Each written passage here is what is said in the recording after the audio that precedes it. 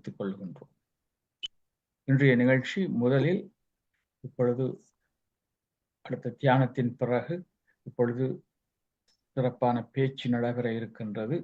அதாவது Mark Antony அவர்கள் இன்று பேச வந்திருக்கிறார்கள்.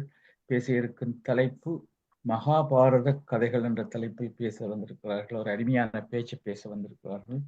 இவர் எல்லோருக்கும் தெரியும், ஒவ்வொரு மாதமும் வந்து இந்த தளத்தில் பேச வருபவர். அவரை பற்றி சிறு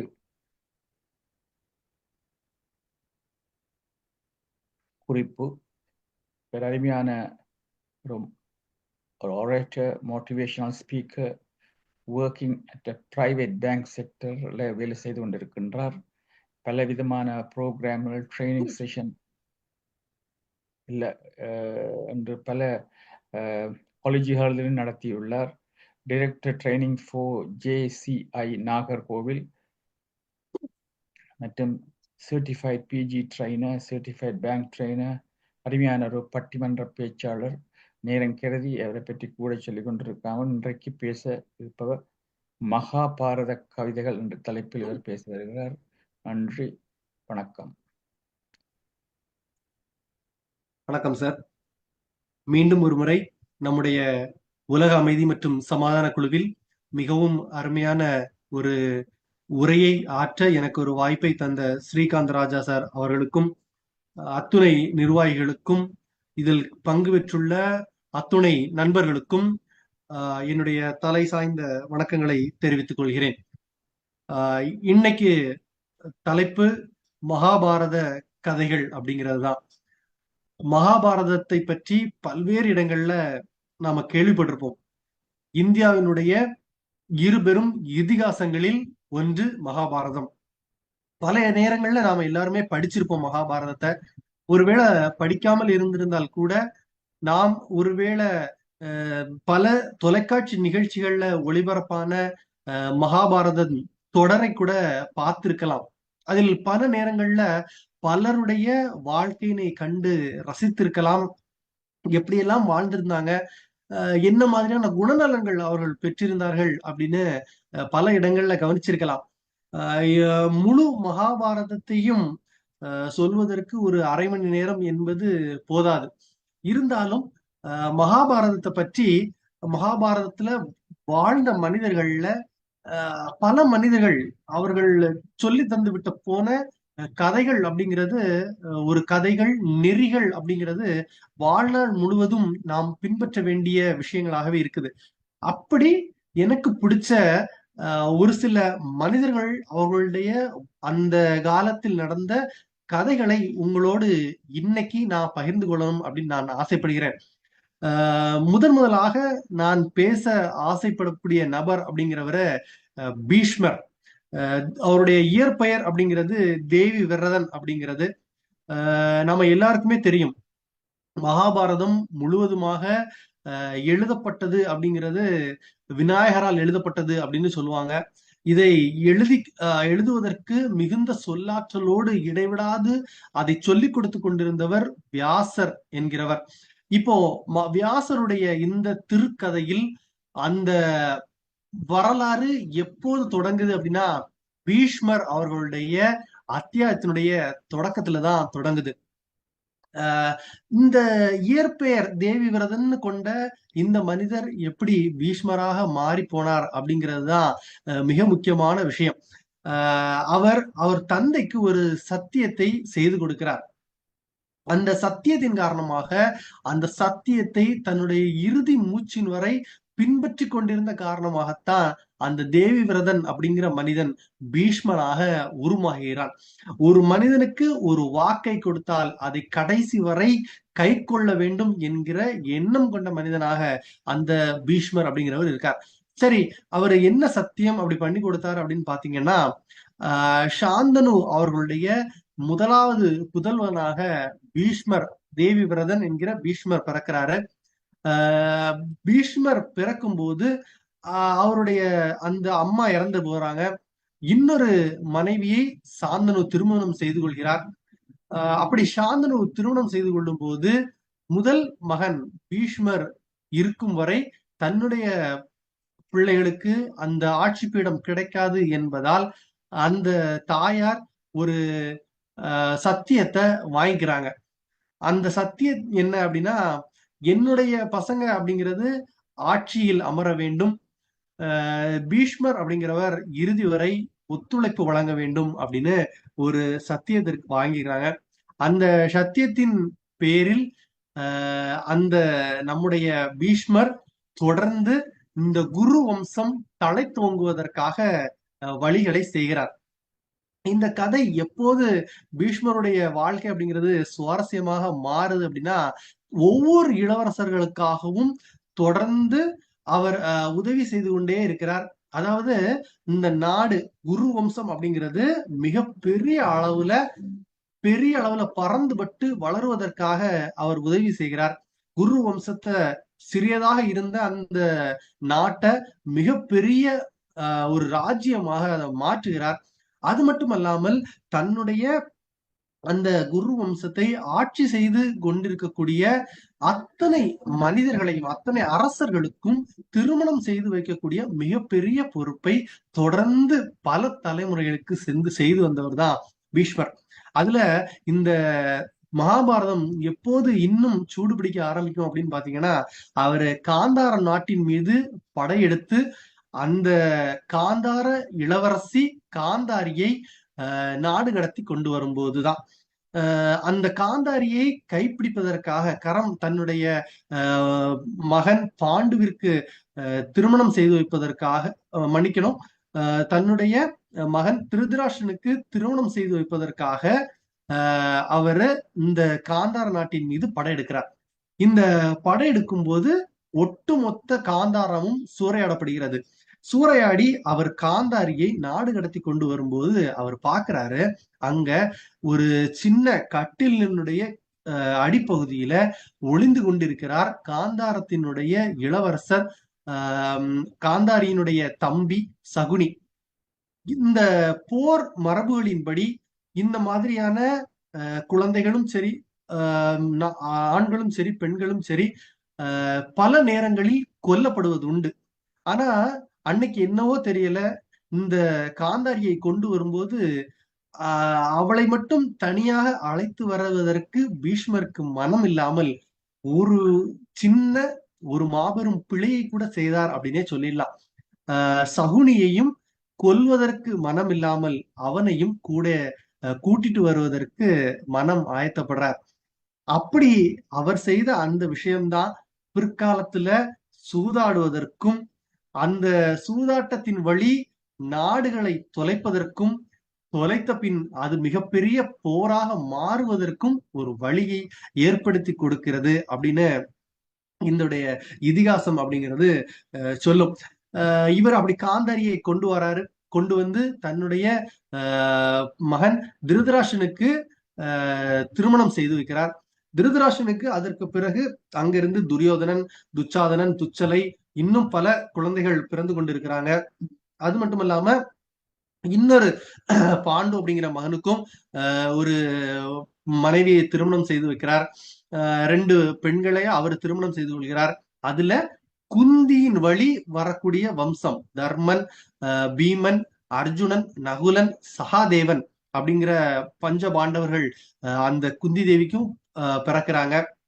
இவர்கள் இருவருடைய இந்த ஒரு நாடு பிடிக்கக்கூடிய ஒரு ஆசைன்னு கூட சொல்லலாம், இல்ல எப்படி ஒரு மனிதன் நடக்க வேண்டும் நடக்கக்கூடாது அப்படிங்கிறதுடைய கதை தான் இந்த முழுவதுமாக மகாபாரதமாக மாறிக்கொண்டிருக்கிறது. இந்த ஒட்டுமொத்த மகாபாரதத்தையும் எல்லா அந்த அந்த நாடுகளுடைய முக்கியமான அத்தனை கட்டளைகளும் பீஷ்மரை கொண்டு மட்டும்தான் பிறப்பிக்கப்படுகிறது. பீஷ்மர் அந்த சாம்ராஜ்யத்தில் இருக்கும் வரை வேறு ஒரு மனிதனும் அந்த குரு வம்சத்தை அணுகவும் முடியவில்லை, அசைக்கவும் முடியவில்லை. இவர் இவ்வளவு விஷயங்களை செய்து கொடுத்த பிறகும் தொடர்ந்து இவருக்கு விரக்தி ஏற்படுத்தக்கூடிய விஷயமாக இருக்கக்கூடியது என்ன அப்படின்னா, அவருடைய அந்த மரண படுக்கையில், அம்பு படுக்கையில் கூட அதை யோசித்ததாக சொல்லுகிறார்கள்.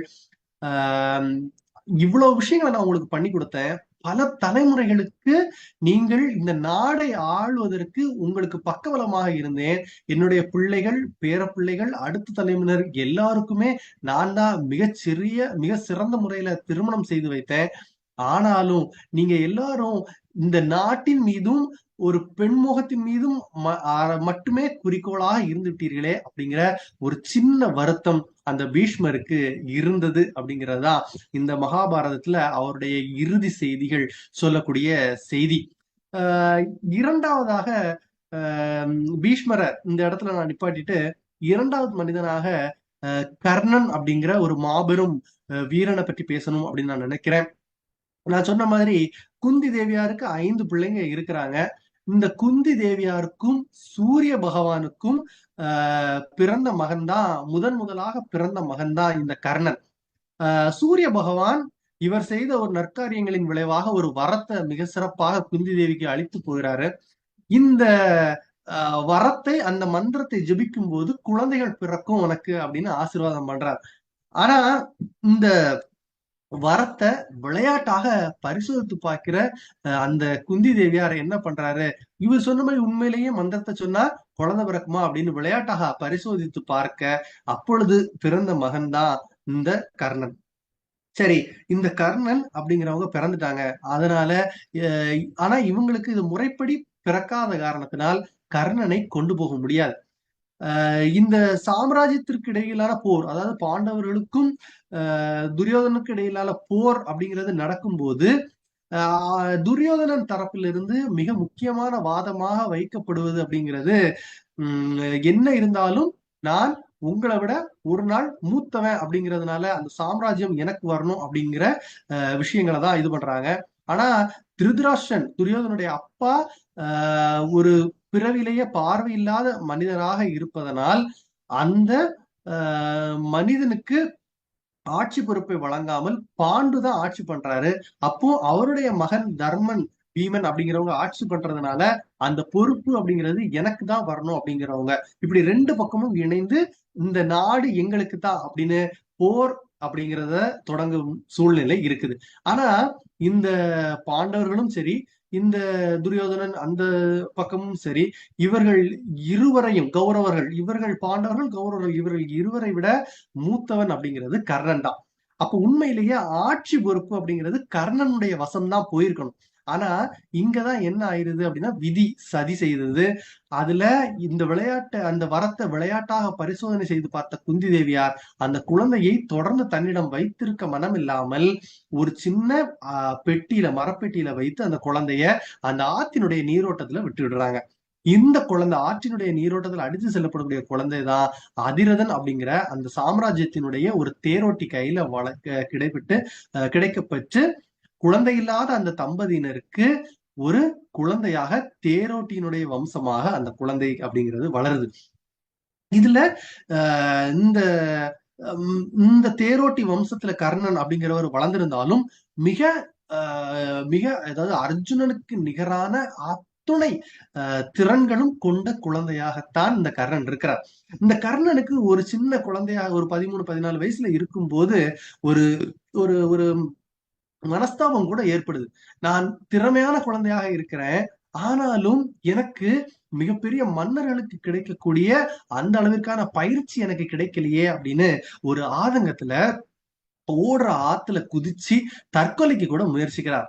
அந்த தற்கொலைக்கு முயற்சிக்கும் போது இந்த அரசினுடைய குருகுலத்தினுடைய ஆச்சாரியார், கிருபாச்சாரியார் அப்படிங்கிறவர் தான் அந்த ஆற்றில் நீரோட்டத்துல அந்த தண்ணியில மூழ்கி மீண்டும் அந்த கர்ணனை உயிரோட காப்பாற்றி கொண்டு வர்றார். அப்ப கர்ணன் அவருடைய மனஸ்தாபத்தை எல்லாத்தையுமே சொல்றார்.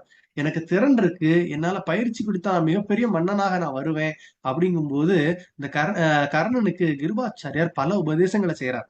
உபதேசங்கள் எல்லாம் சொல்லிவிட்டு அவர் சொல்றாரு, எந்த ஒரு மனிதனும் வாழ்வின் உச்ச நிலையை அடைவதற்கு அவனுடைய ஜாதி என்பது ஒருபோதும் தடையாக இருக்க போவதில்லை. நீ தொடர்ந்து முயற்சி செய். நான் உன்னை பரசுராமன் கிட்ட அனுப்புறேன். நீ அவர்கிட்ட போய் அத்தனை பயிற்சிகளையும் மேற்கொண்டு இந்த சாம்ராஜ்யத்தினுடைய, இந்த உலகத்தினுடைய பெயரை நீ பெறுவாய் அப்படின்னு ஆசீர்வாதம் பண்ணி அவன் அனுப்புறார். அந்த இந்த சாம்ராஜ்யத்துல நாம எத்தனையோ மன்னருடைய பெயர்களை மறந்தாலும், துரியோதனனை மறந்தாலும், தர்மனை மறந்தாலும், இன்றளவும் நம்மால் உச்சரிக்கப்படக்கூடிய அந்த பெயர் தான் கர்ணன் அப்படிங்கிற பெயர். இந்த கர்ணனுக்கு மிக ஒரு ஒரு தனிப்பட்ட ஒரு குணம் உண்டு. என்ன அப்படின்னு பாத்தீங்கன்னா, பொதுவா மனிதர்கள் எல்லாத்திற்குமே மனிதர்களுடைய வளர்ச்சிக்கு வந்து 4 விஷயங்களா சொல்லுவாங்க. ஒண்ணு மாதா, இன்னொன்னு பிதா, இன்னொன்னு குரு, தெய்வம் அப்படின்னு சொல்லுவாங்க. ஆனா கர்ணனுடைய வாழ்க்கையில் மட்டும் இந்த 4 மனிதர்கள், இந்த 4 தெய்வங்களும் வச்சுட்டா கூட, இந்த 4 விஷயங்களுமே எதிர் திசையில் தான் இருந்துச்சு. எப்படி அப்படின்னா, அவனுடைய பெற்ற தாயார் குந்தி. குந்தி தேவியார், இவன் வந்து கௌரவர்களுடைய படையில இருந்து போரிடுறான். பாண்டவர்களுடைய படையிலிருந்து போரிடுமாறு பாண்டவருடைய தாயார் குந்தி. அப்போ அது அவனும் அந்த தாயார் அப்படிங்கிறவங்க அவனுக்கு வாழ்நாள் முழுவதும் எதிர்த்து செயலையே இருக்கிறாங்க. 2வது விஷயம் அதனுடைய பிதா, அதாவது அப்பா. அவனுடைய அப்பா சூரிய கடவுள். வாழ்நாள் முழுவதும் அவர் அந்த குழந்தையை வரமாக கொடுத்து விட்டார். கொடுத்து விட்டு அதற்கு பிறகு அந்த குழந்தைக்கு எந்தவித உதவியும் செய்யவில்லை. 3வது விஷயம் குரு. இப்போ இந்த கர்ணன் அந்த கிருபாச்சாரியனுடைய அறிவுரை பெற்று பரசுராமன் போய் அத்தனை வித்தைகளையும் கற்றுக்கொள்கிறார். ஆனா போரின் போது கௌரவர்களுடைய பக்கம் கர்ணன் நிற்கிறார், பாண்டவர்களுடைய பக்கம் பரசுராமன் என்று போரிடுகிறார். அப்போ குரு, மாதா, பிதா, குரு, இந்த 3வது மனிதனும் இந்த 3வது தெய்வமும் எதிர் திசையில தான் நிக்குது. 4வதாக நடக்கக்கூடிய விஷயம் அப்படிங்கிறது தெய்வம்.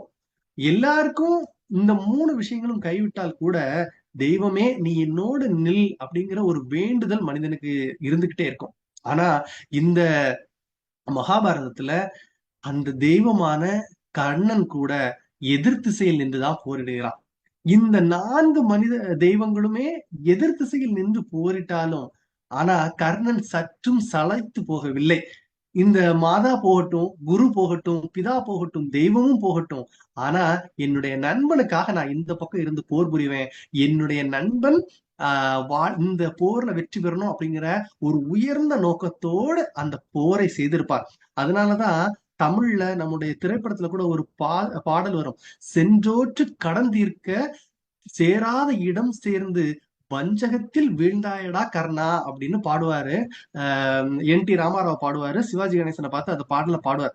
பாடும்போது அதாவது மாதா, பிதா, குரு, தெய்வம் எல்லாமே உனக்கு எதிர் திசையில இருந்து போயிடுச்சு. உன் நண்பனுக்கு செய்த நன்றி கடனுக்காக, சென்றோட்டு கடன் தீர்ப்பதற்காக நீ அவனோடு போரிட்ட. அதுல மிகப்பெரிய வஞ்சகம் ஒண்ணு நடந்துடுச்சு கர்ணா. ஆனா அந்த வஞ்சகத்துல உனக்கு எந்த பங்குமே கிடையாது. வஞ்சகன் இருக்கான் இல்லையா, அந்த வஞ்சகன் இன்னைக்கு இந்த கண்ணனா மாறி போனேன், அதற்காக மன்னிச்சுக்கோடா அப்படிங்கிற மாதிரி அந்த இடத்துல அந்த பாடல் வரி வரும். எல்லாம் போயிடுச்சு, என்ன நீ மன்னிச்சுக்கோ, அதை தவிர எனக்கு உன்னிடம் பேசுவதற்கு வேற எந்த வார்த்தைகளுமே இல்லை அப்படிங்கிற மாதிரி கேட்டிருப்பா.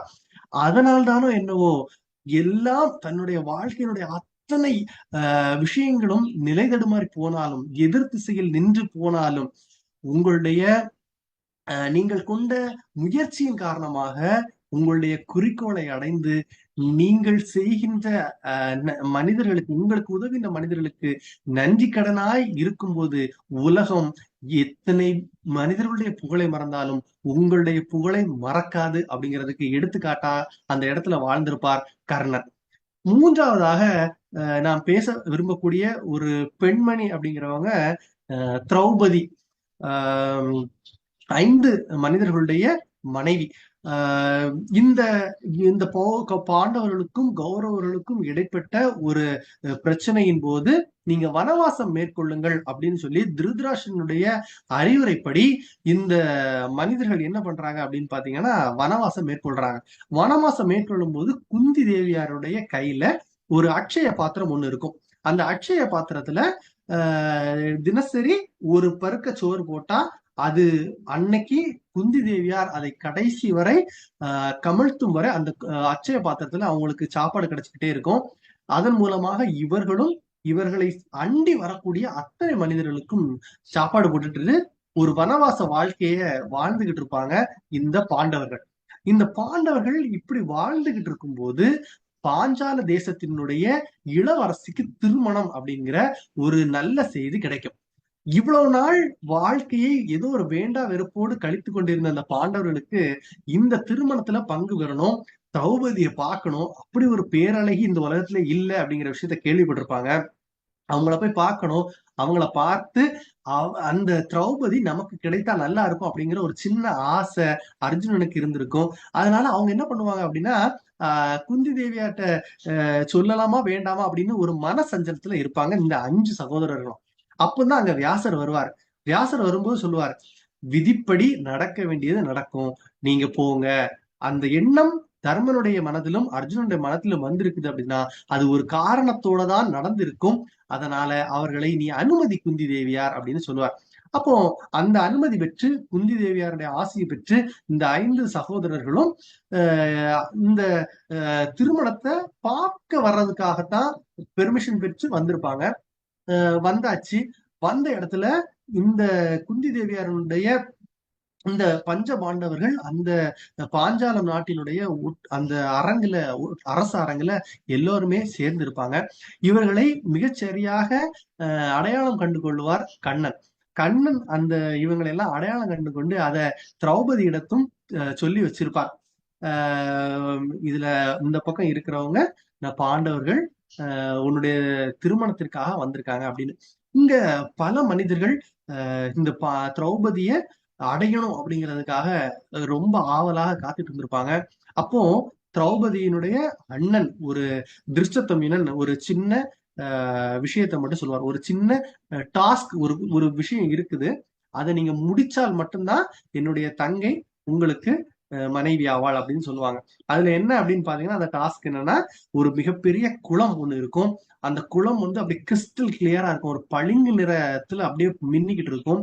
அதனுடைய உச்சியில ஒரு மீன் சுற்றி சுற்றி வரும். அந்த மீனுடைய கண்ணை குறிவைத்து தாக்கணும். ஆனா அந்த மீனுடைய கண்ணை மட்டும் குறிவைத்து தாக்குவது என்பது அவ்வளவு எளிது கிடையாது. ஏன் அப்படின்னா, அந்த மீன் அப்படிங்கிறது ஒரு மீனுக்கு கீழே ஒரு சின்ன உருண்டையும் அப்படி சுத்திக்கிட்டு இருக்கும். அந்த உருண்டையின் வழி அம்பை செலுத்தி அந்த மீனினுடைய கண்ணை துளைப்பவர்களுக்கு மட்டும்தான் பாஞ்சாலி மனைவி ஆவாள் அப்படின்னு பல மன்னர்கள் முயற்சி பண்றாங்க. முயற்சி பண்ணும்போது சில பேர் அந்த அந்த காண்டீபத்தை எடுக்கிறதுக்கு முயற்சி பண்றாங்க, யாராலையும் எடுக்க முடியல. இதை வெற்றிகரமாக கையாண்டது அப்படின்னா 3 மனிதர்கள். ஒண்ணு துரியோதனன், 2வது கர்ணன், 3வது தான் அர்ஜுனன்.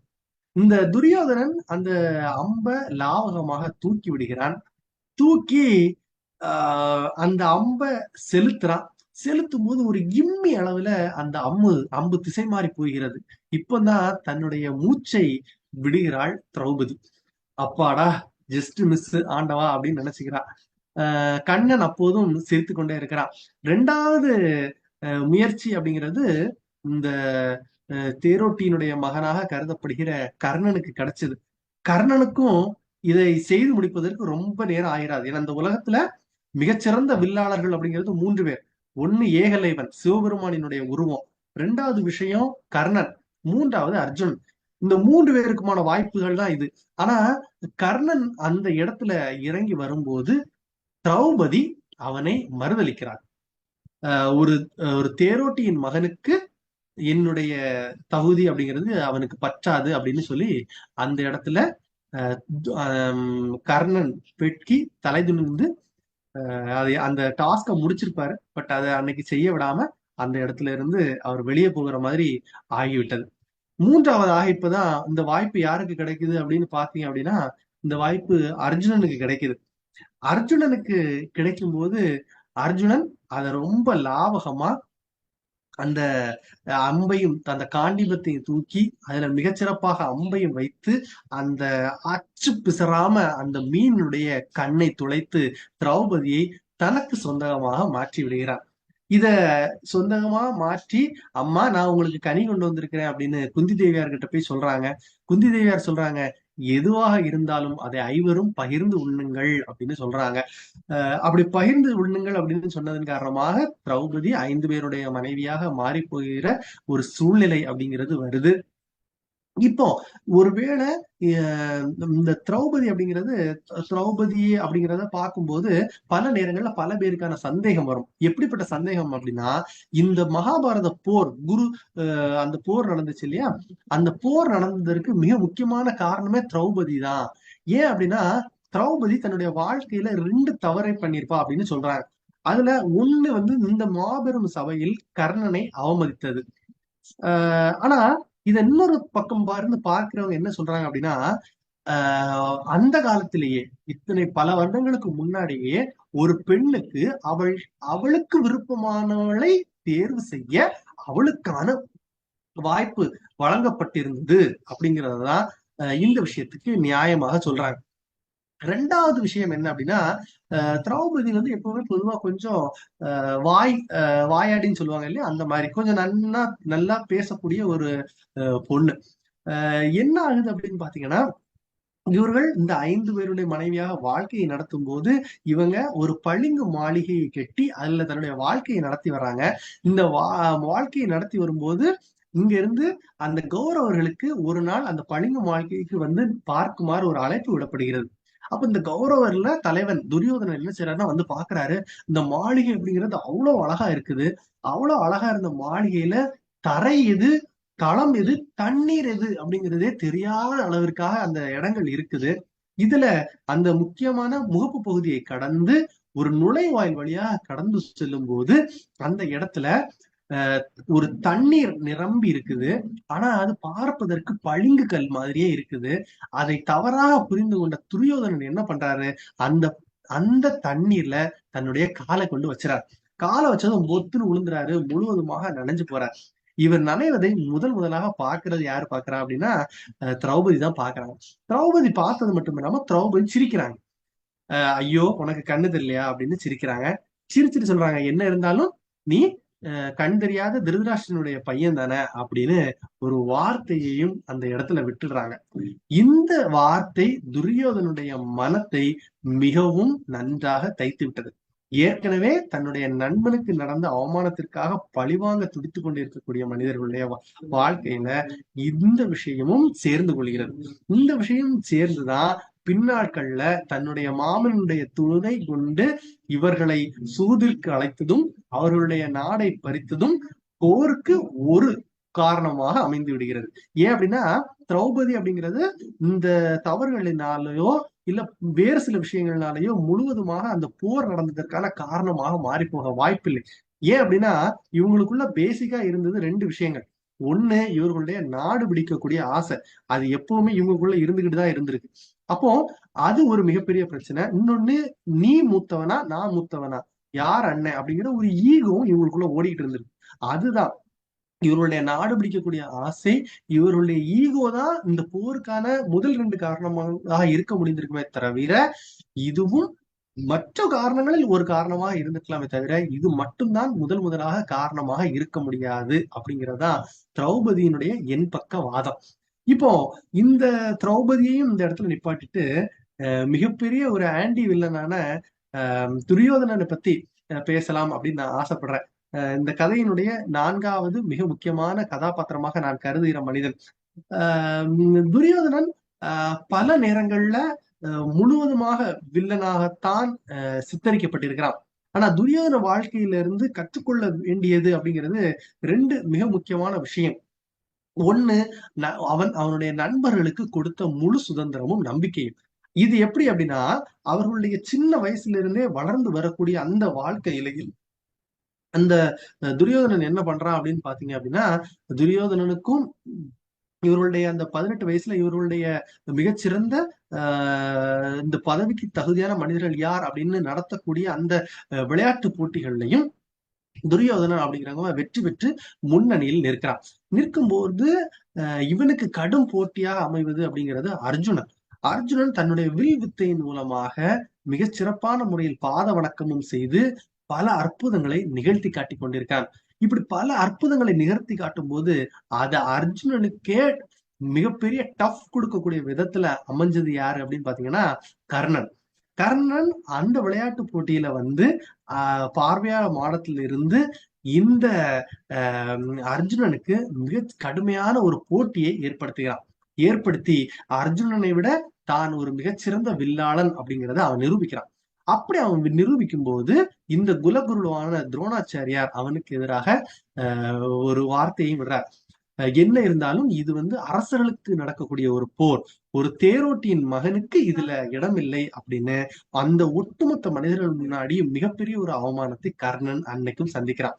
கர்ணன் அந்த இடத்துல அந்த அவமானத்தை சந்திக்கும் போது அந்த இடத்துல அவனுக்கு ஆதரவாக இருந்தது துரியோதனன். துரியோதனன் என்ன பண்றான் அப்படின்னா, அவன் ஒரு தேரோட்டியின் மனிதன் அப்படிங்கிறதுனால தானே நீங்க அதை சொல்றீங்க. நான் உங்களுக்கு சொல்றேன், என்னுடைய நாட்டினுடைய ஒரு பகுதியை நான் இன்னைக்கே கர்ணனுக்கு பட்டாபிஷேகம் செய்கிறேன். கர்ணன் அப்படிங்கிறவன் என்னுடைய நாட்டினுடைய அரசன். அவனை நீங்க எந்த இடத்துலயும் அவமானப்படுத்த முடியாதுன்னு அன்னைக்கு கர்ணனை கைகொண்டு பிடிக்கிறான் துரியோதனன். இதே மாதிரிதான் இன்னொரு சந்தர்ப்பத்திலையும் கர்ணனும் துரியோதனுடைய மனைவி பானுமதியும் கூட உட்கார்ந்து அவங்க இந்த இந்த சொக்கட்டான் தான் விளையாடிக்கிட்டு இருக்காங்க. இந்த சொக்கட்டான் விளையாடும் போது திடீர்னு ஏதோ ஒரு வேலை வர பானுமதி ஒரு அவசரத்துல எந்திரிச்சு போறாங்க. எந்திரிச்சு போகும்போது கர்ணன் என்ன பண்றாரு அப்படின்னு ஒரு அவசரமா அவரை பிடிச்சு இழுக்கிறாரு. இழுக்கும் போது அவருடைய இடுப்பில் இருந்த அந்த அந்த அந்த முத்துமணி மாலை என்ன செய்யுது, கீழே விழுந்து அப்படியே சிதறி போகுது. சிதறி போகும்போது இதை பார்க்கிற அந்த சமயம் பார்த்து மிகச்சரியாக துரியோதனன் உள்ள வந்துறார். உள்ள பார்க்கும்போது அந்த நிகழ்வை அந்த கம்பராமாயணத்துல கம்பன் ரொம்ப அழகா சொல்லி இருப்பாரு. அந்த இடத்துல தன் நண்பனை சந்தேகப்படுவதற்கான அத்தனை வாய்ப்புகளும் இருந்தும் அந்த துரியோதனன் என்ன சொன்னானா அப்படின்னா, விழுந்த முத்துக்களை எடுக்கவோ கோர்க்கவோ அப்படின்னு கேட்டாராம். அதாவது நீ என்னுடைய நண்பன் எனக்கு தெரியும், அவனை நான் முழுவதுமாக நான் நம்புகிறேன், அதனால ஒரு பிரச்சனையும் இல்லை, அவன் வேணும்னு அதை செய்திருக்க மாட்டான், அதனால கீழே இருந்த முத்துக்களை நம்ம அடுக்கி அந்த வேலையை முடிப்போம் அப்படின்னு தன்னுடைய நம்பிக்கையை தன்னுடைய நண்பர்களுக்கு கொடுத்த விதத்துல துரியோதனன் மேலும் எங்கேயோ ஒரு மேல்படி போயிட்டான் அப்படிங்கறதான் விஷயம். இரண்டாவது, அந்த இந்த போர் நடக்கக்கூடிய இறுதி கட்டத்துல தன்னுடைய மகனும் இறந்து போகிறான், தான் நாளை போரில் போகிறோம், இறந்து போய்விடுவோம் அப்படிங்கிறத துரியோதனுடைய தாய் காந்தாரி அப்படிங்கிறவங்க புரிஞ்சுக்கிறாங்க. புரிஞ்சுக்கிட்டு உங்களுக்கு எல்லாருக்குமே தெரியும், காந்தாரி அப்படிங்கிறவங்க தன்னுடைய கண்ணை கெட்டி கொண்டு தன்னுடைய வாழ்நாட்களை கடத்தி கொண்டிருந்தவங்க. அப்போ அந்த தாய் காந்தாரி என்ன பண்றாங்க அப்படின்னா, இந்த துரியோதனனுக்கு ஒரு விஷயத்த சொல்றாங்க. என்ன அப்படின்னா, துரியோதனா, நான் என்னுடைய வாழ்க்கையினுடைய இன்னைக்குதான் நான் என்னுடைய இந்த கண்ணுல கட்டியிருக்க துணியை நான் அவுக்க போறேன், கலத்த போறேன். நீ என்ன பண்ண அப்படின்னா, என்னுடைய முன்னால் நீ எந்த ஒரு துணியுமே இல்லாம நீ என்னுடைய முன்னாடி வா அப்படின்னு சொல்றாங்க. அப்ப இவரும் சரிம்மா அப்படின்னு இவர் கிளம்பி போயிடுறாரு. எந்தவித ஆடையும் இல்லாம இவர் கிளம்பி வராரு. கிளம்பி வரும்போது கண்ணன் குறுக்க வந்துடுறாரு. கண்ணன் குறுக்க வந்தோன்னு சொல்றாரு, நீ என்ன இப்படி போய்கிட்டு இருக்க அப்படிங்கிறாரு. இல்ல, அம்மா வர சொன்னாங்க, நான் போறேன் அப்படிங்கிறார். அப்போ உடனே இந்த கண்ணன் சொல்றாரு, என்னதான் அம்மாவா இருந்தாலும் நீ இப்படி போறது நல்லா இல்லை இல்லையா அப்படின்னு சொல்றாரு. அந்த இடத்துல தான் துரியோதனுடைய மனத்துல ஒரு சின்ன ஒரு சஞ்சலம் ஏற்படுது. அந்த சஞ்சலத்தின் விளைவாக அந்த துரியோதனன் என்ன பண்றாரு அப்படின்னா, தன்னுடைய தொடைப்பகுதியை மட்டும் ஒரு வாழை இலை வைத்து மறைத்து கொண்டு தாயின் முன்னால் போய் நிக்கிறார். தாய் இப்பொழுது மீண்டும் கேட்கிறாங்க, நான் இப்போ என்னுடைய கண்களை அவிழ்க்க போறேன், உனக்கு ஓகேவா அப்படின்னு கேட்கிறாங்க. சரிம்மா அப்படிங்கிறாரு. அந்த கண்களை அவிழ்க்கும் போது அவர் தொடைப்பகுதியை மட்டும் மறைத்து கொண்டு நிற்கிறார். ஆக்சுவலா இதுல என்ன பண்ணிருப்பாங்க அப்படின்னா, காந்தாரி தேவி தான் இவ்வளவு நாள் கண்களை கெட்டிக்கொண்டு பெற்றிருந்த ஒட்டுமொத்த பலத்தையும் தன்னுடைய மகனுக்கு கடத்த எண்ணியிருப்பார். அதன் மூலம் அவன் அந்த மகாபாரத போரில் யாரும் கொல்லப்படாத மனிதனாக மாறி அந்த போரை வெற்றி கொள்ள வேண்டும் என்பதுதான் காந்தாரியினுடைய எண்ணம். ஆனா ஒரு சின்ன விளையாட்டின் காரணமாக தன்னுடைய தாயிடமே மறைத்ததன் காரணமாக இப்ப என்ன ஆயிடுச்சு அப்படின்னா, அந்த துரியோதனனுக்கு தொடைப்பகுதியில் மட்டும்தான் பலம் என்பது குறைவாக இருக்கும், மற்ற எல்லா பகுதிகளும் பலம் வாய்ந்த பகுதிகளாக மாறி இருக்கும். இது என்ன ஆகும் அப்படின்னா, போரின் போது தொடைப்பகுதியை சிதைக்கப்பட்டு துரியோதனன் கொல்லப்படுவதற்கு மிக முக்கியமான காரணமாக இருக்கும். இத பல நேரங்கள்ல நம்ம வீடுகள்ல நம்ம பிள்ளைங்கள்ட்ட இளைஞர்கள்ட்ட நம்ம சொல்றதா இருந்தா, நீங்க எல்லா காரியமும் செய்யுங்க, ஆனா அம்மா அப்பா கிட்ட மறைக்கிற மாதிரி எந்த காரியத்தையும் செய்யாதீர்கள். அது உங்களுடைய பின்னால் எவ்வளவு பெரிய விளைவுகளை கொண்டு வரும் என்பதை எப்போதும் சிந்தித்திருங்கள் அப்படிங்கிறத துரியோதனுடைய வாழ்க்கை மூலமா மிக சிறப்பாக நாம் அறிந்து கொள்ள முடியும். இன்னும் இப்படி இப்படி பல பல பல மனிதர்களுடைய வாழ்க்கையும், பல மனிதர்களுடைய ஏகலைவன், அர்ஜுனன், சுபத்திரை, ஆஹ் அந்த கதாபாத்திரங்கள் அத்தனை பேருடைய வாழ்க்கையையும் ஒவ்வொரு விஷயங்களை நமக்கு தொடர்ந்து கற்றுக்கொண்டே இருக்கும். பேசிக்கொண்டே இருக்கலாம் பல மணி நேரங்கள் ஆனாலும் அப்படின்னு இருந்தா கூட நேரம் கருதி ஆஹ் ஒரு சில விஷயங்களை மட்டும் சுருக்கி சொல்லி, கர்ணன் அப்படிங்கிறது அந்த நண்பனு உயர்ந்த உறவாக நண்பனை கருதிய விதம், துரியோதனன் நண்பர்களை நடத்திய விதம், பெற்றோரிடம் எதையும் மறைக்க கூடாது என்று அவன் நமக்கு கூறக்கூடிய விதம், திரௌபதி என்னதான் உலகத்தினுடைய அழகியாக இருந்தாலும் ஒரு சில சமயங்கள்ல ஒரு சில மனிதர்களுடைய மனதை புண்படுத்த மாதிரியான வார்த்தைகளை எந்த சமயத்திலும் திரௌபதியை போல நம்மளும் உபயோகப்படுத்திடக்கூடாது என்பதையும், இந்த ஒட்டுமொத்த வாழ்க்கையுமே பிறருக்காக அர்ப்பணித்த அந்த பீஷ்மரையும் மீண்டும் ஒருமுறை நினைவுபடுத்தி இந்த அருமையான வாய்ப்பை வழங்கிய உங்கள் அனைவருக்கும் நன்றி கூறி விடைபெறுகிறேன். நன்றி, வணக்கம். நன்றி ஐயா, அருமையான பேச்சு. அருமையான பேச்சு மார்க் ஆண்டனி ஐயா அவர்களே. சிறப்பாக இந்த மகாபாரத கதையில் உள்ள விடயங்களை, அருமையான செய்திகளை நீங்கள் அருமையாக சொல்லியிருந்தீர்கள். முதலில் நாங்கள் எல்லோரும் உங்களை பாராட்டி ஒரு 30 வினாடிகள் கைதட்டுவோம். அதன் பிறகு ஒவ்வொருவரும் தங்களுடைய கருத்தை கூறுவார்கள்.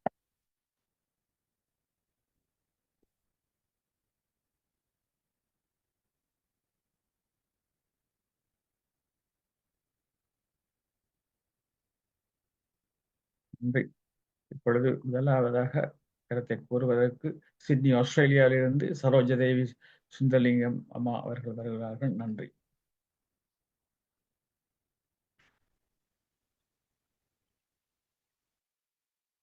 நன்றி ஸ்ரீகந்தராஜா மாஸ்டர். எல்லோருக்கும் எனது வணக்கம்.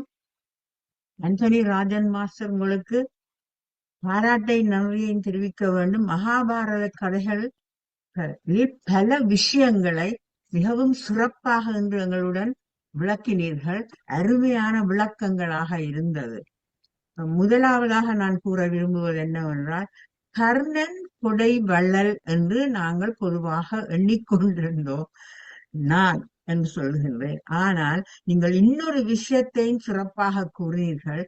நண்பனுக்கு நன்றி கடன் செய்வதிலும் அவன் சிறந்தவனாக இருந்தான். செஞ்சோற்று கடன் தீர்க்க அவன் தன்னையே கொடுத்தான் என்பதையும் இன்று நீங்கள் மிகவும் அழகாக கூறினீர்கள். மிகவும் அருமையாக இருந்தது. மற்றது திரௌபதியின் உதாரணத்தை நீங்கள் எடுக்கும் பொழுது, அவ ஒரு பெண்களுக்கு தனது வாழ்க்கை துணையை தேடும் சுதந்திரம் அந்த காலத்திலும் இருந்தது என்பதை விளக்கியது என்றும் நீங்கள் கூறினீர்கள். இத்துடன் இன்னொரு விஷயமும் மிகவும் சுவாரஸ்யமாக இருந்தது. அதாவது, துரியோதனனை இகழ்ந்து சீர்த்தது இந்த மகாபாரத போருக்கு ஒரு காரணமாக அமைந்தது என்று, அவருடைய சீற்றத்தை சுகரித்துக் கொண்டார் என்பதையும், அதனால் தானோ என்னவோ இன்றைய காலகட்டத்திலும் பெண்களை கண்டபடி சிரிக்க வேண்டாம் என்று பெரியோர்கள் கூறுவார்கள் என்று நினைக்கின்றேன். அதனால் பெரும் பாதகம் விளையக்கூடும் என்ற ஒரு அச்சம் இருக்கக்கூடும். அடுத்ததாக, துரியோதனனுடைய நற்குணங்களை மிகவும் சிறப்பாக கூறினீர்கள். துரியோதனனை நாங்கள் இந்த மகாபாரதத்திலே ஒரு கெட்ட பாத்திரமாகத்தான் அதிகமாக நாங்கள் நினைப்பதுண்டு. ஆனால் அவருடைய நற்குணங்களை நீங்கள் கூறும் பொழுது மிகவும் நன்றாக இருந்தது. நண்பர்களை ஆதரிக்கும் குணம், கர்ணனை அவர் எப்படி ஆதரித்தார், அது மாத்திரமில்லை, நண்பர்களில் காட்டும் நம்பிக்கை, நண்பர்களாக இருப்பவர்களிடம் எவ்வாறு நம்பிக்கை வைத்திருந்தார் என்றும் ஒரு உதாரணம் கூறினீர்கள். மிகவும் அருமையாக இருந்தது. ஒரு விஷயத்தை நான் உங்களிடம் கேட்க விரும்புகிறேன். குந்தி தேவி 2 பிள்ளைகள் விட்டார் என்று என் மனதில் தோன்றுகின்றது. முதலாவது, கர்ணனின் தாயாக இருந்தாலும் கடைசி வரையிலும் தான் கர்ணனின் தாய் என்பதை வெளிப்படுத்தாமல் இருந்தது ஒன்று.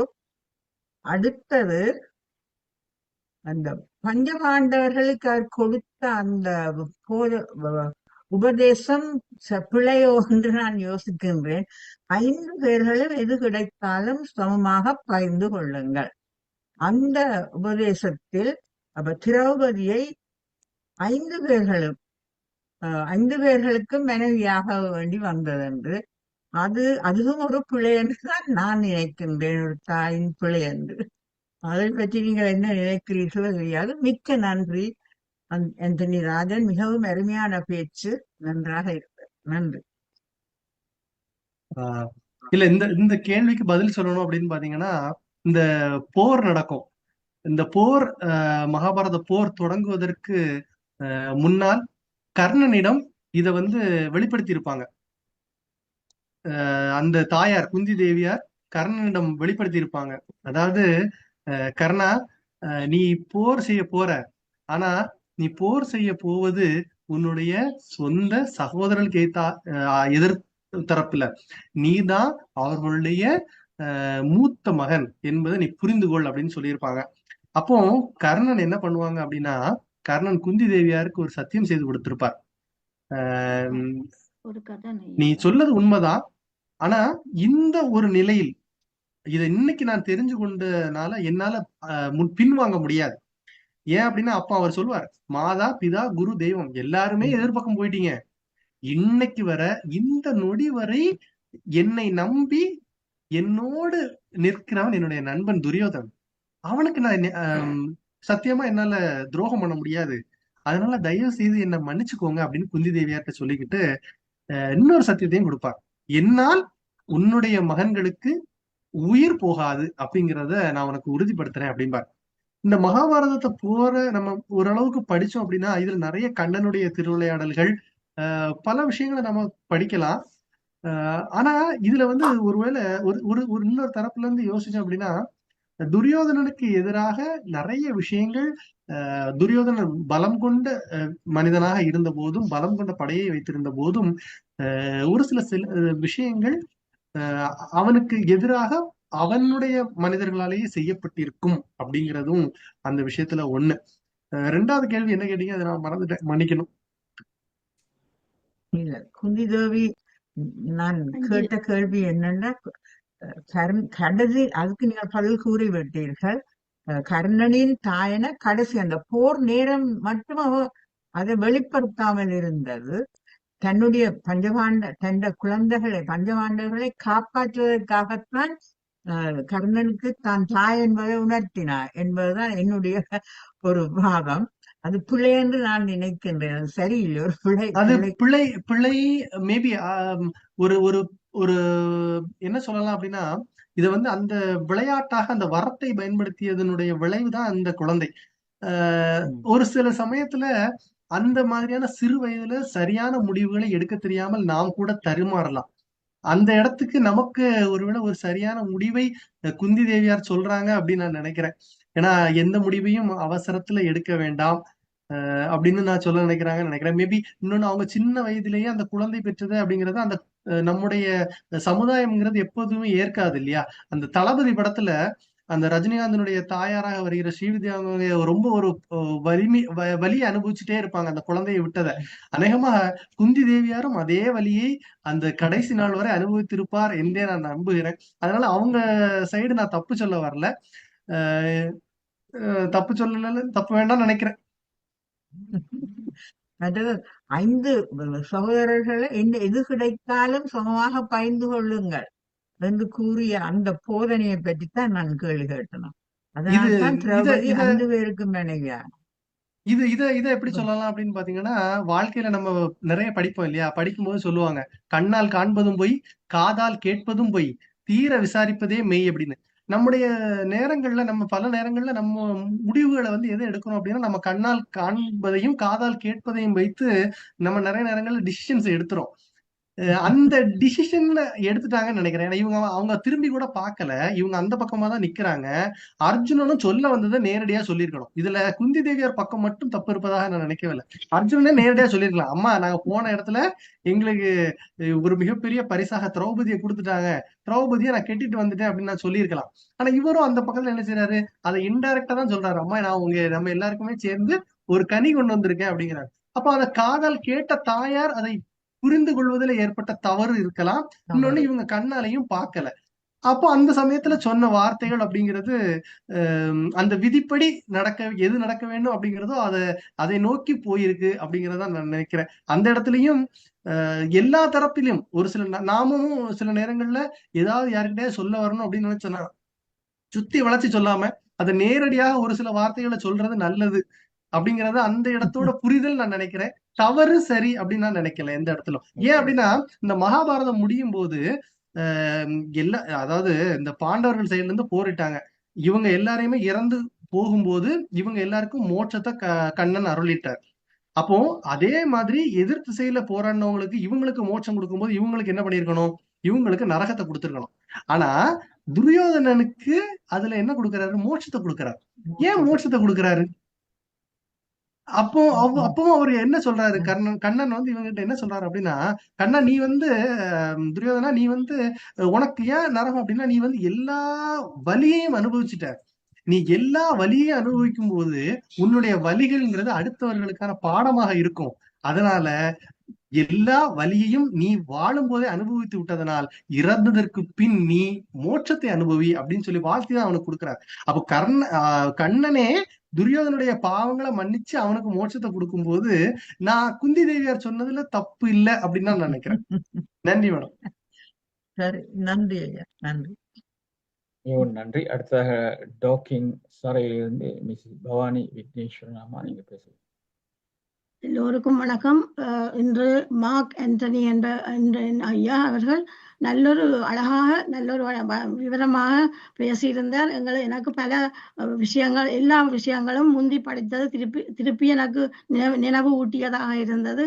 மிகவும் நன்றியாக இருந்தால் அருமையான பேச்சு.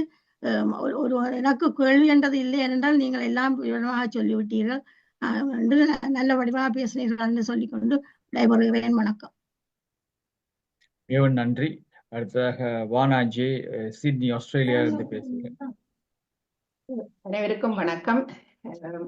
மார்க் ஆண்டனி அவர்கள் எங்களுக்கு தெரிஞ்ச பாரத கதையை சுருக்கமாக 5 உத்தமர்களை பற்றி சொல்றேன் என்று சொல்லி பாரத கதையே எங்களுக்கு முன்னால படைத்து விட்டிருக்கிறார். மிக அருமையாக இருந்தது. ஆனா அதே நேரம் சில நுணுக்கங்கள் கதைகள் நமக்கு புரியாததாக இருந்தது. முதலாவதாக சகுனி சின்ன பிள்ளையா ஒளிச்சிருந்து பீஷ்மரின் கருணையாலே அவரை கொண்டு வந்து அவரை வளர்த்து விட அவரே பாரத போரின் காரணகர்த்தாவாக அமைஞ்சிட்டார். சூதாட்டத்துல அவர்களை தன் மருமக்களை பிரகவிச்சு. அடுத்தது எங்களுக்கு தெரியாத ஒரு விஷயம், மற்றவர்களுக்கு தெரியாது, அந்த துரியோதனன் வந்து தாயிட்ட உடைகள் எதுவும் இல்லாம வரணும் என்று சொல்ல அது கண்ணனின் சூழ்ச்சியால அந்த வாழை இலையில கொண்டு வந்ததால அவரை இலகுவாக வெல்லக்கூடியதாக அதுகள் எல்லாம் ஒரு தெரியாத விஷயங்கள். மிக அழகாக சுருக்கமாக எங்களுக்கு சொன்னதுக்கு மிக்க நன்றி. மிக்க சிறப்பாக இருந்தாங்க. டாக்டர் சதா மனோ அவர்கள் நன்றி. என்ஃபீல்ட் இங்கிலாந்து. அனைவருக்கும் வணக்கம். வழக்கம் போல அருமையான பேச்சு. இன்று காலை இந்த தலைப்பு பார்த்துட்டு நான் யோசிச்சேன், இது மகாபாரதத்தில் இவ்வளவு கதை வரப்போகுது, இதை கேட்கறது இதை விடுறதுன்ற மாதிரி இருந்தது.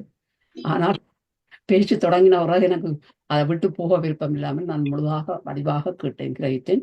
அருமையாக இருந்தது. அருமையான முறையில மேலும் சுலபமாக பலருக்கும் புரியத்தக்கதாக. நாங்கள் வேறங்கள் படிப்போம், ஒரு குரூப் அட்டென்ட் பண்றோம். நாங்கள் அங்கேயும் இந்த கதைகள் கதைப்பட்டது. எங்களோட தளத்திலையும் சில பேர் வந்து கொஞ்சம் கதைச்சது. கதை எல்லாம் குழப்பமாக இருந்தது. பீஷ்மற்ற கதை பவர் பாயிண்ட்டும் செய்த ஒரு அளவு கொடுத்தேன் நான் ப்ரெசன்டேஷனுக்கு. அப்ப எனக்கு இன்றைக்கு இன்னும் கூட புரியக்கூடியதாக கூட விளங்கக்கூடியதாக இருந்தது. அருமையாக இருந்தது ஐயா. மிக்க நன்றி. மெசேஜ் ஒன்றுக்கு வாட்சி விடுறீங்களா? ஓகே.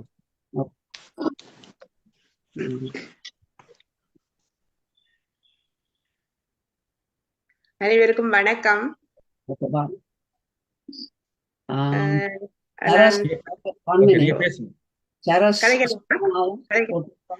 என்னண்டா நான் அந்த மாஸ்டர் இதுக்கு இடையில தான் வந்து ஜாயின் பண்ணதுதான் நேரம் கிடைக்கல. மகாபாரதத்துல நாங்க ஒரு படிப்பினை ஒன்று இதுல இருந்து எடுக்கலாம். துரியோதனோட அம்மா அவ வந்து தன் கணவனுக்காக தன் கண்ணையே கட்டி தியாகம் செய்தா. ஆனால் இங்க குந்தி என்ன செய்யறா, தன் மக்களுக்குள்ளேயே ஒரு பாரபட்சம் காட்டுறா. அப்ப இதுல அவையும் விட இவதான் சிறந்தவ என்ற ஒரு கருத்தை நாங்க இதுக்குள்ள எடுக்கலாம். மிகவும் அருமையான நிறைய விடயங்களை சுட்டி காட்டினீங்க. நன்றா இருந்தது. வாழ்த்துக்கள். நன்றி. நன்றி. இலங்கையிலிருந்து விஜயலட்சுமி ராமச்சந்திரன் அவர்கள். இப்பொழுது சதா மாஸ்டர் இந்த சாட் பாக்ஸ் தொடர்ந்து. Okay, doctor Saras Velavanathan master excellent talk, thank you. மீனாம்பிய மாஸ்டர் மிக்க அருமையான பாரத சுருக்க கதையை கூறினீர்கள், மிகவும் நன்றி ஐயா. மீண்டும் மீண்டும் வருமாறு அன்பாக கேட்டுக்கொள்கிறேன். அத்துடன் நிறைவு பெற்றது. நன்றி. மிகவும் நன்றி. அடுத்ததாக சிட்னி ஆஸ்திரேலியாவிலிருந்து பஞ்சாச்சரம் ஐயா, நீங்க பேசலாம். எல்லோருக்கும் வணக்கம். இன்று மாக் அந்தனி அவர்கள் அருமையாக பாரத கதைகள் என்ற தலைப்பில் அருமையாக சொல்லி அருமணத்தியாரத்தில் கூறி முடித்தார்.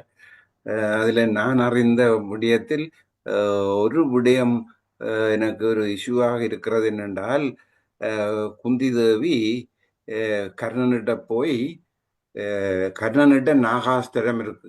நாகாஸ்திரத்தை உருக்காவிட்டால் எல்லா நினைச்சவரை அழித்து போடும் நாகாஸ்திரம். அர்ஜுனன்கிட்ட பாஸ்பதாஸ்திரம் இருக்குது.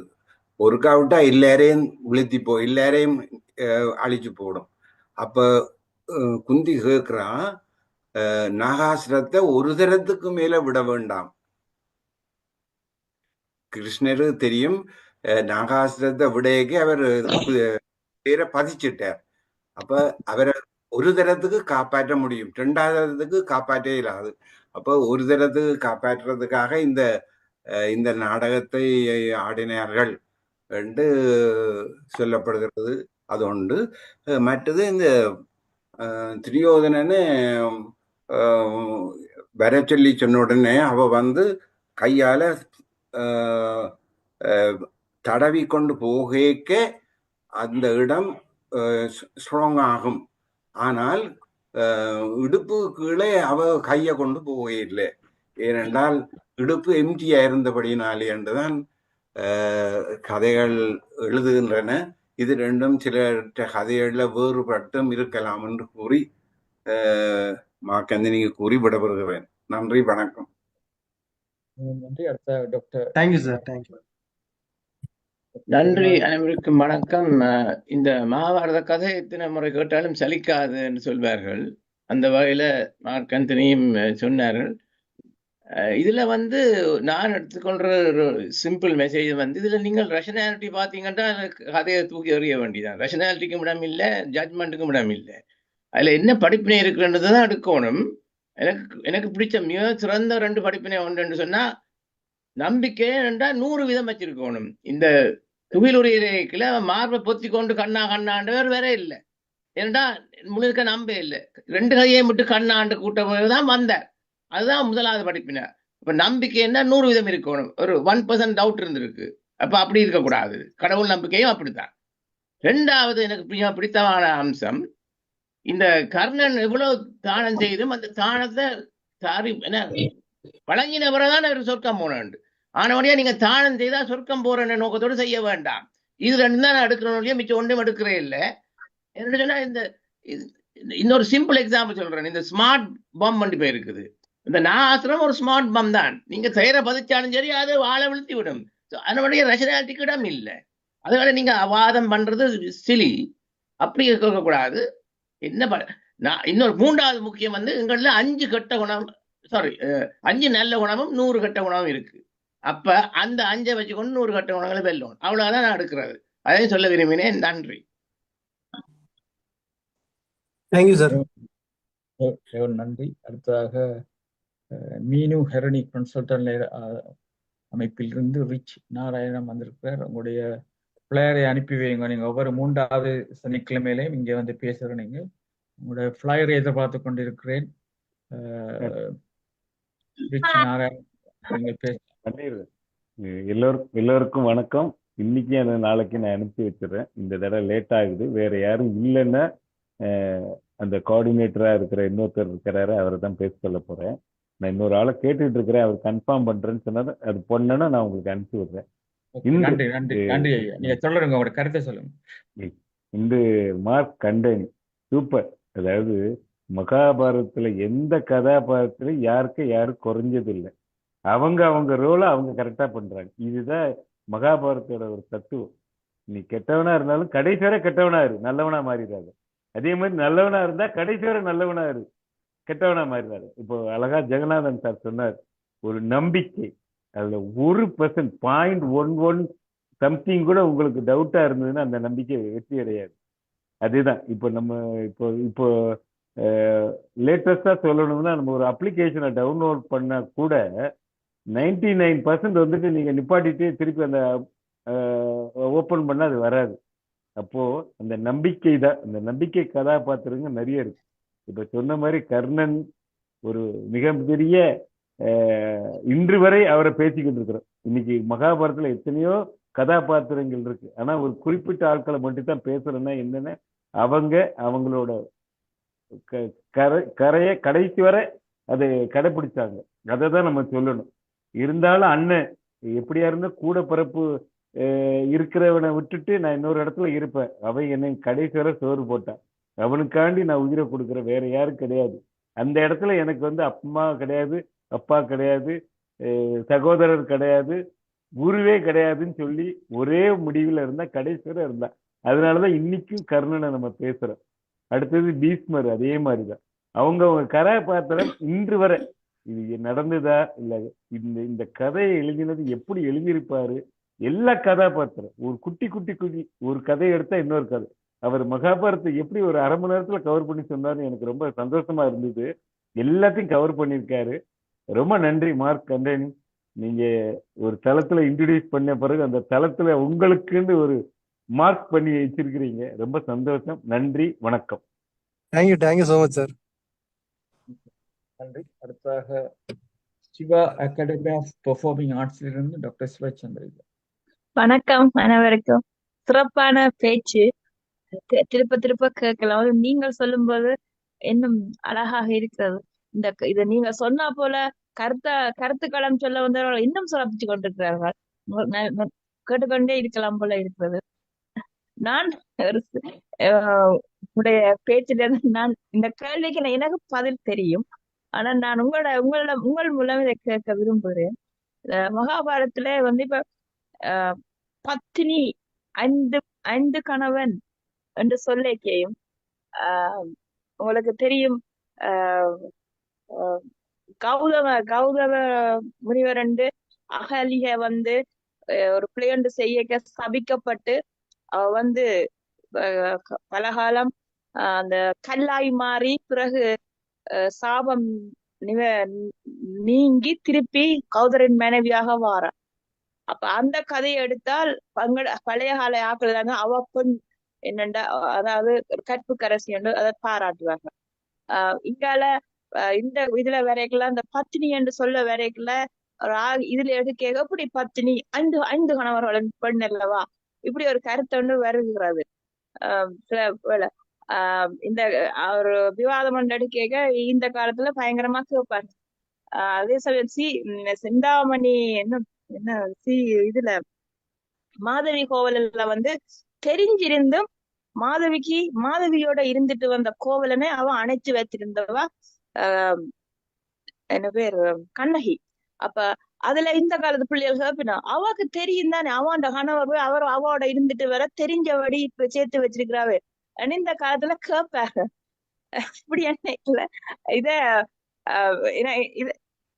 இதுக்கு நீங்க என்னத்த இதை எப்படி உங்களோட பாணியில சொல்லுவீங்க? இந்த 3ஐயும் பார்க்கும் போது எல்லாரும் ஏற்றுக்கொள்வது பழைய காலத்துல இருக்கிறதெல்லாம் ஏற்றுக்கொள்ளினோம் அகலியே. ஆனா பத்தினி 5 பேர்ட்ட பெண்ணன் மனைவி அன்னைக்குள்ள கொஞ்சம் கஷ்டமா இருக்கிறது. உங்களோட வாயால கேட்க விரும்புகின்றேன். இல்ல இது இது சம்பந்தமா.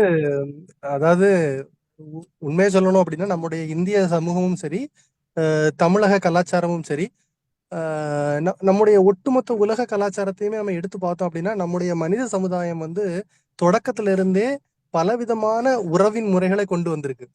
அதுல இப்ப முன்னைய காலங்கள்ல ஒரு மனைவி பல கணவர்கள், பிந்தைய சமூகங்கள்ல ஒரு கணவன் 2-3 மனைவிகள், அப்படி வாழ்ந்து பார்த்த சமூகம் ஒவ்வொரு முறையையும் கடைபிடிச்சு கடைசி மனிதனுக்கு நல்லது உகந்தது அப்படின்னு இப்போதைக்கு கண்டுபிடிச்சிருக்கிற முறைதான் ஒரு கணவன் ஒரு மனைவி அப்படிங்கிற ஒரு முறை. இப்ப அந்த காலத்துல அது வந்து சரியா இருந்துச்சு. பிந்தைய காலங்கள்ல ஒருவருக்கு 2 மனைவி இருந்தது கூட சரியாக இருந்துச்சு, நம்ம ஏத்துக்கிட்டோம். அப்போ இது வந்து என்னன்னா அந்தந்த காலங்கள்ல இருக்கக்கூடிய உறவின் முறைகளை மட்டும்தான் அது எதிரொலிக்குது அப்படின்னு நான் உறுதியா நம்புறேன். அப்போ அந்த உறவின் முறைகள்ல அவங்க உண்மையாக இருந்த காரணத்தினால் அதுல பத்தினி அப்படிங்கிற அந்த உண்மையான வார்த்தையை அவங்க உபயோகப்படுத்தியிருக்காங்க. அதை தாண்டி வேற விஷயங்கள் இருக்கும் அப்படின்னு நான் நினைக்கல. நன்றி. நன்றி. நன்றி, வணக்கம். நன்றி. அடுத்ததாக இங்கிலாந்துல இருந்து ராஜேஷ் சிதம் மாஸ்டர். இங்கே சுவிஸ் கந்தராஜா மாஸ்டர். எல்லோருக்கும் வணக்கம். மார்க் ஆண்டனி இந்த பெரிய மகாபாரத கதையை 1/2 மணித்தியாலத்துல சொல்லி முடித்தீர்கள். ஆனா எத்தனையோ விஷயங்கள் எல்லாம் நான் கற்றுக்கொண்டேன். அதற்கு மேலால ஒவ்வொருத்தருடைய கருத்துகளையும் நான் கேட்டு அதையும் மறந்து கொண்டேன். எனக்கு மகாபாரத பற்றி கதையை பற்றி தெரியும், ஆனா கொஞ்சம் மறந்துட்டேன். எத்தனையோ இதுகள் எல்லாம் மறந்துட்டேன். அதே ஸ்ரீலங்கன் துரியோதனன் என்று சொல்லி ஒரு ஒரு எளிமையான லெவல்ல கொண்டுறோம். அதே அப்படி செய்யணும். நீங்க குயிக்கா சொல்லுங்க, டைம் போச்சு.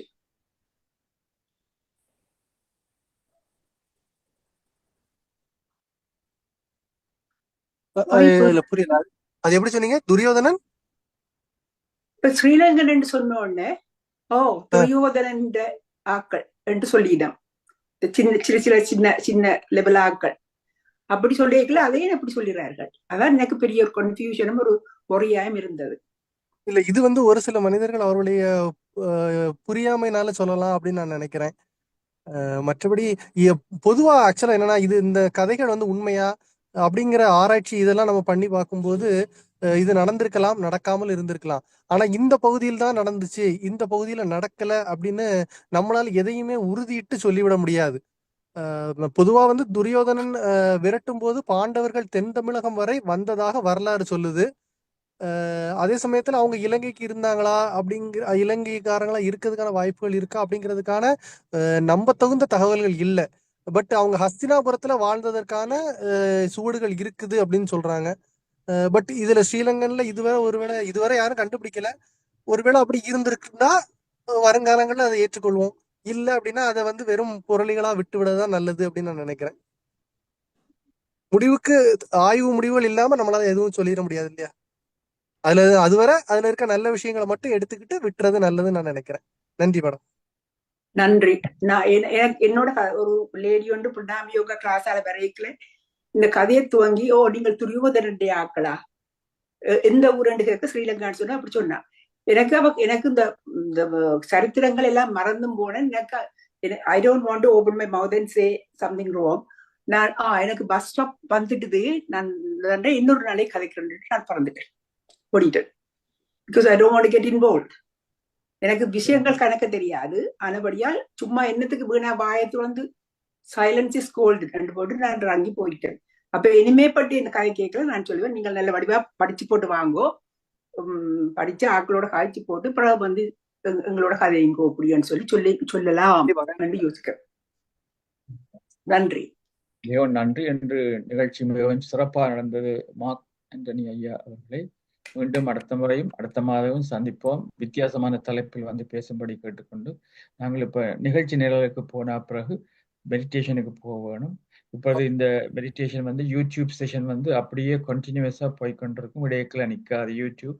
இந்தபடியே இது மியூசிக்கும் யூடியூபுக்கு ஏற்ற மியூசிக்கை போடுவோம். இப்பொழுது இன்னும் கொஞ்ச நேரத்தில், அதாவது 11 மணிக்கு யூகே டைம், 4:30 PM இந்திய இலங்கை நேரம், உணர்வாகும் நம் உணவு பற்றி ரமேஷ் ஐயா அவர்கள் பேச வருகிறார்கள். இன்று இரவு 8 மணிக்கு சயின்ஸ் ஆஃப் ஃபுட் எனர்ஜி என்ற தலைப்பில் அருணாச்சலேஸ்வரி அவர்கள் டெக்சஸ் யுஎஸ்ஏல இருந்து 8 PM யூகே டைம், அதாவது 3 PM நியூயார்க் டைம் வந்து பேச வருகிறார்கள். இதேபோல நாளைக்கும் ஷாலினி நடராஜனுடைய துளசி தளம் இருக்கிறது. அதன் பிறகு நாங்கள் 100 நிமிடங்கள் மெடிடேஷன் செய்ய இருக்கின்றோம் நாளைக்கு, அதாவது அவருடைய பேச்சுக்கு பிறகு. நாளைக்கு இரவு ஒரு மைண்ட்ஃபுல் லிவிங் என்ற தலைப்பில் ஒரு கிளாஸ் நடக்க இருக்கிறது. இது தொடர்ந்து ஒவ்வொரு ஞாயிற்றுக்கிழமையும் நடக்கும். இதை நடத்த வருபவர் சுசீலா ராஜா அவர்கள். அதே போல ஒவ்வொரு நாளும் ஒவ்வொரு விதமான விஷயங்கள் வருது. அதே போல நாளைக்கு 11 மணிக்கு ரவீந்திரநாத் டாகூரின் கீதாஞ்சலி பற்றி பேச வருகிறார்கள். டியூஸ்டே 11 பிப்ரவரி மாதம் 9 மணிக்கு UK time, 2:30 PM professor doctor Kannan அவர்கள் கடல் தாண்டியும் காதல் கொள் என்ற ஒரு கொரியா கதையை சொல்ல வருகிறார்கள். டியூஸ்டே 11th at 11 AM, அதாவது 10 PM சிட்னி டைமுக்கு சௌந்தரி கணேசன் அவர்கள் முதல் முறையாக சிட்னியிலிருந்து அன்பே சிவம் என்ற தலைப்பில் பேச வருகிறார்கள்.